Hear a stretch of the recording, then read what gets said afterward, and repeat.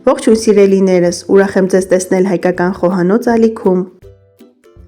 Տանը պատրաստված տավարի մսով կոլոլակները կամ մսագնդիկները ոչ միայն անհամեմատ ավելի համեղ են, քան խանութից գնված պատրաստի տարբերակները, այլև շատ ավելի օգտակար և համեղ։ Կոլոլակները պետք է պատրաստենք երկու տարբերակով՝ բրնձով և առանց բրնձի։ Այս մսագնդիկները հարմար է միշտ ունենալ սառցախցիկում։ Վերցրեցինք 10 հատ և աշնանային համեղ ապուրը պատրաստ է։ 1 կգ մսից ստացվում է մոտ 70 հատ հյութալի, նուրբ ու համեղ կոլոլակ, որոնք կարելի է օգտագործել ամենաբազմազան ձևերով, պատրաստել բուրավետ ապուրներ, լոլիկով կամ տոմատի մածուկով թանձրուկներ, ինչպես նաև նրբահամ սոուսներ։ Միսը լավ լվանալուց հետո մոտ 10-15 րոպե թողնում ենք թույլաղա ջրի մեջ, որպեսզի ավելորդ այրյունը դուրս գա։ Այս դեպքում ապուրներ պատրաստելիս մսից փրփուր չի առաջանում։ 1 գլուխ սոխը և 1 կգ միսը անց ենք կացնում մսաղացով, ցանկության դեպքում կարելի է նաև աղալ 1 ատամիկ սխտոր։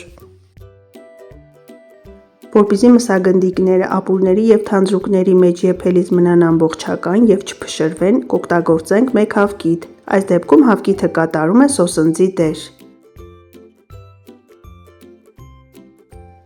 1 կգ մսի համար կօգտագործենք 1 լիքը թեյի գթալ աղ, կավելացնենք նաև մի փոքր սև պղպեղ։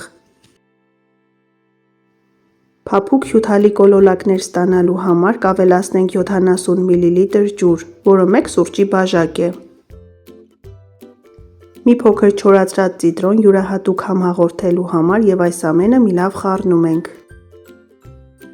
Ցանկության դեպքում կարող եք ավելացնել նաև թարմ կանաչիներ, ես նախընտրում եմ պատրաստման հենց այս տարբերակը։ Միսը բաժանում ենք երկու հավասար մասերի, մի մասի վրա ավելացնում ենք նախապես լվացած և ջրքամած 70 գ բրինձ։ Բրնձով պատրաստված մսագնդիկներով ես պատրաստում եմ շատ համեղ անմահական բրնձով ապուր։ Մյուս տարբերակը օգտագործում եմ տարատեսակ թանձրուկների, սոուսների, ինչպես նաև վերմիշելով և հնդկածավալով ապուրներ պատրաստելու համար։ Վերցնում ենք 1 լիքը թեյի գթալ միս, ձեռքերը թռչում ենք և տալիս ենք գնդի ձև, ահա այսպես։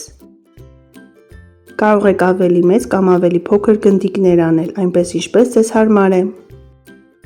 Որպեսզի հեշտ առանձնանան, տախտակի վրա փռում ենք սննդային թաղանթ և շարում ենք վրան։ Այսպես ձևավորում ենք մնացած մսագնդիկները և դնում ենք սառցարան, որպեսզի սառչեն։